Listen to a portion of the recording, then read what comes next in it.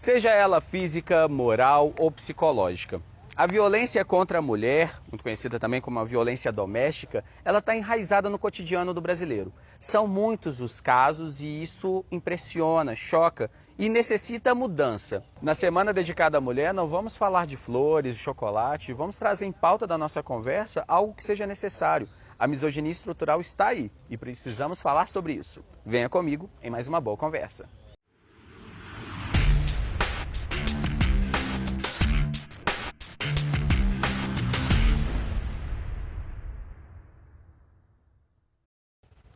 E a nossa boa conversa de hoje é com a Érica Costa, ela que é advogada da Vara Familiar. Mas antes de começar a nossa conversa, Érica, convido você de casa a se inscrever no canal, clicar aqui no sininho, dar like no vídeo, para que assim que a gente publicar um vídeo novo, você receber notificação. Érica, aproximando do Dia Internacional da Mulher, um dia até muito romantizado, né? Uma data muito romantizada do valor feminino, mas é importante a gente trazer em pauta esse assunto, feminicídio, misoginia. Qual a importância de falar sobre isso? Bom, Lucas, eu acho que assim, é vital a gente falar sobre isso num país que ocupa o 5º lugar no ranking de violência contra a mulher. Né? Se a gente pensar que a gente está atrás da Guatemala, por exemplo, a gente fica assim, muito perplexo com o que a gente ainda precisa vivenciar. Por exemplo, o número de homicídios no Brasil caiu em 2018, cerca de 14%, alguma coisa assim. O de feminicídio cresceu 7,4%. E a gente tem uma ideia ainda muito errônea do que é o feminicídio, né? Um setor mais conservador da sociedade acaba veiculando uma ideia de que a gente não precisa do feminicídio. Não, mas já existe o homicídio. O que é o feminicídio? Na realidade, ele é uma qualificadora que ele veio através da Lei 13.104, né, que é conhecida como a lei do feminicídio. Ele veio qualificar o homicídio porque vários, né, homicídios, que agora são considerados feminicídios, aconteciam por causa da questão da mulher ser mulher, por causa da questão da violência doméstica. E isso aí, quando ele fica dentro do homicídio, ele ficava invisível, né? E essa invisibilidade cria uma impunidade. Então eu acho que assim, é essencial a gente falar sobre violência doméstica, a gente falar sobre feminicídio, para tentar realmente sair dessa posição horrorosa de 5º país no mundo, né? Inclusive sobre falar sobre esse assunto, ele já tem pauta, né? Vamos ser sinceros. Sim. Já tem pauta nos noticiários policiais, quase sempre tem uma ocorrência, alguma situação de violência doméstica ou do caso mesmo do feminicídio. É pauta de várias palestras, mas o que ainda falta para que haja mudança? Eu acho que falta política pública, porque assim, a lei a gente já tem, né? A lei existe, mas faltam políticas públicas e fiscalização. E falta conscientização social também, Lucas. A gente tem vários aí problemas quando a gente pensa, por exemplo, que a gente há pouco tempo teve o caso de uma menina que foi estuprada. E o que aconteceu? A sociedade toda começou a questionar. Mas e a roupa que ela estava usando? Mas por que ela bebeu tanto? Mas então assim, a gente sempre tenta culpabilizar a vítima. Isso aí é o quê? Buscar argumentos, Exatamente. justificativas. Exatamente. Isso aí é o quê? Isso aí é porque a gente tem, né, um machismo, a gente reproduz machismo, a gente tem uma questão muito conservadora. O nosso Código Penal é de 1940, então assim, ele é obviamente, né, um código já ultrapassado. Até pouco tempo, a roupa que a mulher usava era considerada como atenuante para o estupro. Então, assim, você imagina que a mulher, se saísse então com uma mini saia, ela estaria, de alguma forma, Propícia ao estupro, né? Então, assim, atualmente, graças a Deus, essa atenuante, né, saiu, mas a gente ainda tem a questão de culpabilizar a vítima. A gente quer procurar indícios do porquê que aquela violência aconteceu com ela. A gente não pergunta por que o agressor agrediu. A gente pergunta por que a vítima foi agredida. Então, acho que é uma questão realmente de conscientização social. E outra coisa, a gente tem aí uma série, né, de provérbios. Em briga de marido e mulher, ninguém mete a colher. Tem que meter, Lucas. tem que denunciar, tem que ligar, porque muitas vezes a mulher está numa situação de opressão tão grande que ela nem está percebendo, porque a violência não é só a violência física, é a violência psicológica também, né? Então ela está ali dentro daquele relacionamento abusivo, ela não está percebendo o que está acontecendo. Então a gente precisa buscar formas de denunciar, para que essa mulher tenha um apoio psicológico, para que essa mulher se entenda como protagonista da história dela e possa, né, buscar formas de sair daquele ciclo vicioso de violência. Sim, sem dúvida, porque é até fácil virar e falar, você sofreu alguma violência, então cai fora do relacionamento. Mas às vezes a pessoa não tem uma questão estrutural para isso, às vezes ela não tem uma renda para se sustentar, não tem uma família, os pais para dar o suporte, né? Então há N fatores. Eu acho que tem um estudo muito importante na Unicamp, da Valquíria Leão Rego. Ela é doutora da Unicamp, antropóloga, e ela fez um estudo sobre o Bolsa Família no Nordeste. Como que os divórcios no Nordeste aumentaram depois do Bolsa Família ser implantado. Por quê? Porque as mulheres se viram com renda para poder sair de casa e sustentar os filhos. Então, assim, aquela questão da violência que ela estava submetida o tempo todo, porque precisava de um prato de comida, acabou com esse, né, com esse programa de transferência de renda.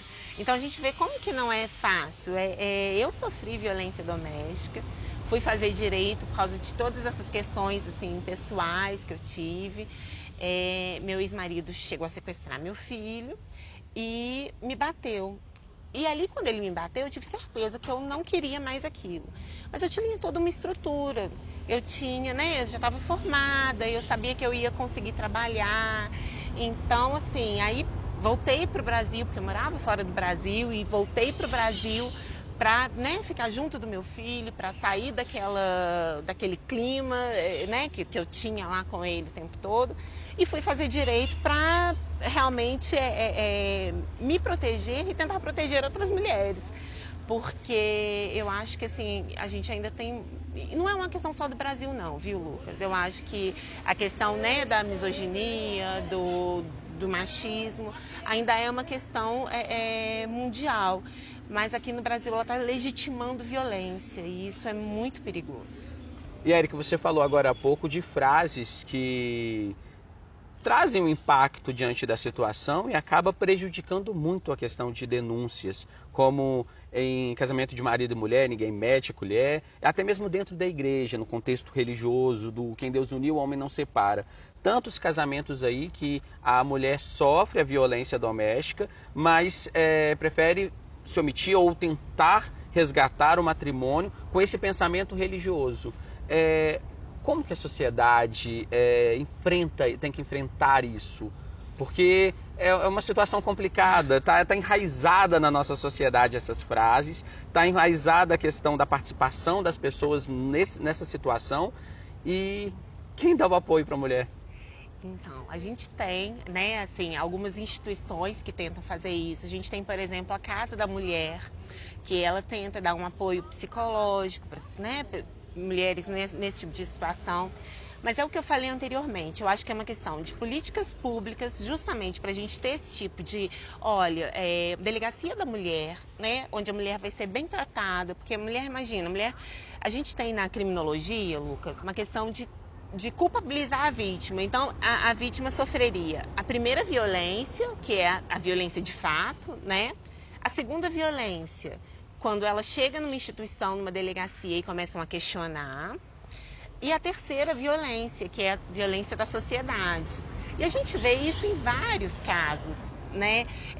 Quando a gente questiona, mas qual que foi a roupa, por que bebeu. Então, o que acontece? Eu acho que a gente precisa conscientizar a sociedade, aí é uma questão de educação de qualidade. Eu, por exemplo, educo meu filho nesse sentido. Olha, porque as pessoas falam assim, a gente virou uma sociedade de mimimi, né? Quer dizer, os movimentos estão ganhando voz, as minorias estão ganhando voz, e aí as pessoas estão se sentindo atingidas. Né? Por quê? Porque era tudo muito natural. Era natural você falar, ah, mulher ao volante, perigo constante. Ah, lugar de mulher é na cozinha. Você podia jogar o seu preconceito e achar que ali era apenas uma brincadeira e ninguém fala nada, ninguém comentava nada, ninguém questionava nada. Exatamente. Então eu acho que esse questionamento contínuo é importante. É importante trazer o tema para a igreja. Eu tenho certeza, né, que qualquer religioso ele pensa que Deus é amor. Pelo menos o meu Deus é um Deus de amor. Então, assim, um Deus de amor, ele não vai legitimar, né, não vai corroborar com um comportamento violento. Então, é isso que a gente tem que também começar a conversar. De repente, rodas de conversa na igreja poderiam fazer isso.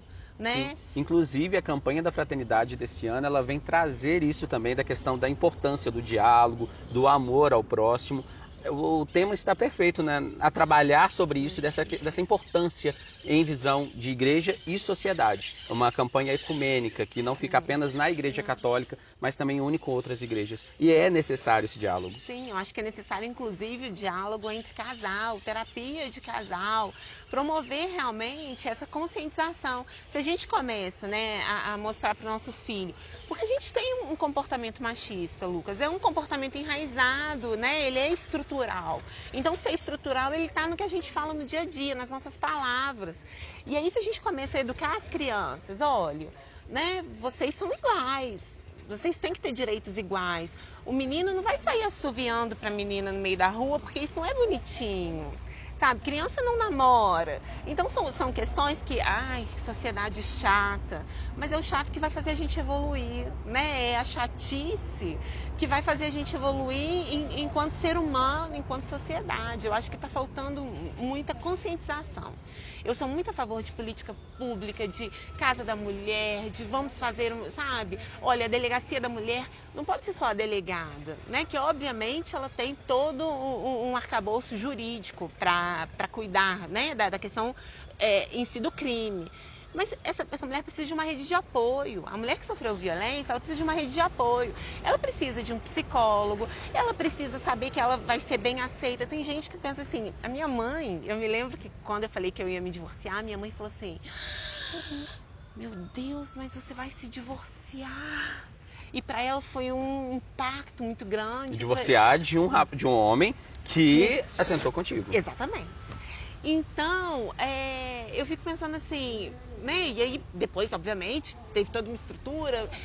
Mas você imagina que, né, a gente com uma família mais estruturada, que teve acesso à educação formal, a gente já tem esse tipo de pensamento. Imagina o pessoal que não tem acesso à educação formal, né, e que é, de alguma forma, manipulado por ideias machistas. Eu vejo, assim, que às vezes televisão, eles reproduzem. Outro dia eu estava vendo uma série com meu filho, uma série antiga, de 90. E aí a série reproduzia uma série de comportamentos machistas e do homem mentindo para a mulher que ia, não sei. E aí eu falo, bom, se o meu filho está vendo isso e ele naturaliza, ele acha normal... Ele traz né? isso para a vida dele. Exatamente. Só que qual que é a opção? Não ver a série? Não. Ver a série e conversar sobre. Sim. Como que a gente pode mudar? Olha, isso aí tá errado, o cara não podia ter falado isso. Então acho que é realmente uma questão assim, né? Eu tive, assim, na faculdade de Direito, momentos de ser a chata, porque já tive professor que um dia virou e falou assim, não, bater em mulher é exercício legal do direito de disciplinar. Eu sei que ele falou isso brincando, mas é uma brincadeira que me machuca. E é uma brincadeira que pode fomentar várias violências. Exatamente. Ele pode realmente passar essa opinião de que é isso, né? Então, assim, a gente tem que tomar cuidado com as nossas brincadeiras. A gente, né? Não é mimimi, não.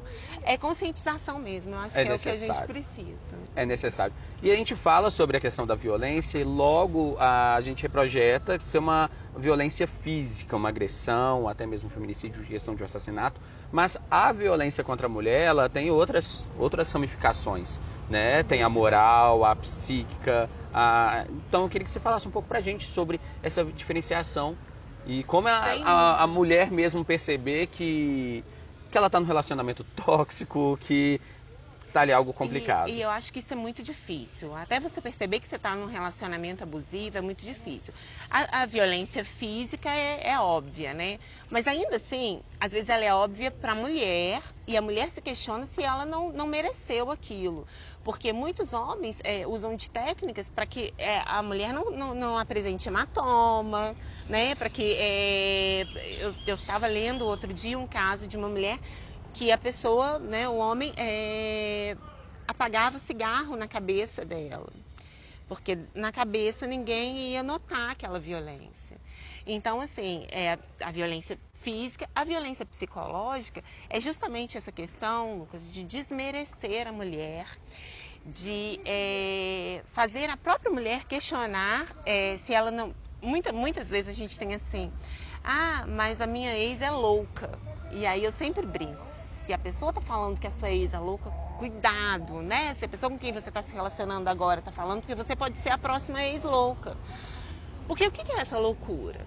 Né? O que é? Loucura é um conceito tão relativo, tão complicado. Então, assim, o homem vai e fala, não, você é louca, eu não fiz isso. E aí a própria mulher, que é o que a gente chama, né, no feminismo de gaslighting, que é justamente o homem passar para a mulher a sua parcela de culpa.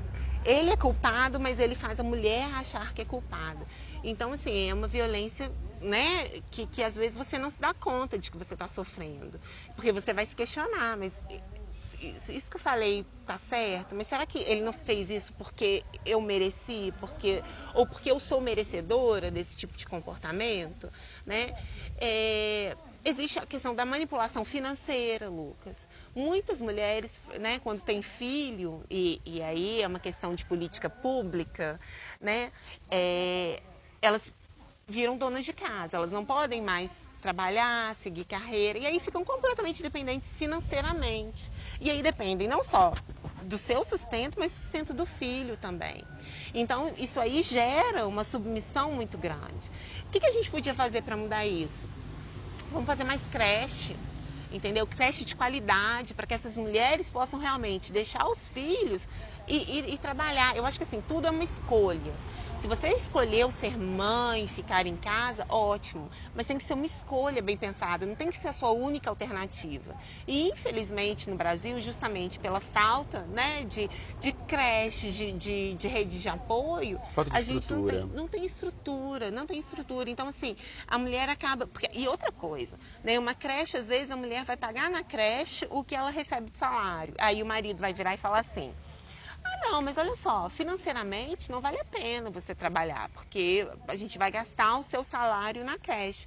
E ele se esquece de todo o outro lado do trabalho, que é o lado do empoderamento, do lado de se sentir útil, do lado de fazer parte de uma sociedade, de ser ativo dentro dessa sociedade. Você está me entendendo? Eu acho que assim, a gente precisa criar realmente uma estrutura para que a mulher tenha escolha. Olha, eu quero ficar em casa cuidando dos meus filhos. Ótimo. Você quer. Porque se você quiser também seguir carreira, estudar, você tem toda a você capacidade, pode. você tem a Exatamente. possibilidade de fazer isso. É. E Érica, a conversa está sendo ótima, necessária, mas uma pergunta que não pode ficar sem ser feita.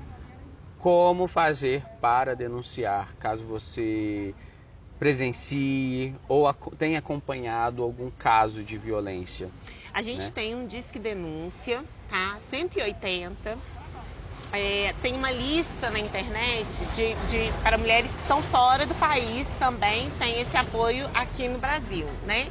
Mas aqui no Brasil, a mulher vítima de violência ou testemunha, né, de violência contra a mulher, liga para o 180, denuncia. O 180 ele vai fazer o quê? Ele vai repassar as denúncias para os órgãos competentes. Você está em casa, escutou sua vizinha gritar, ficou, né?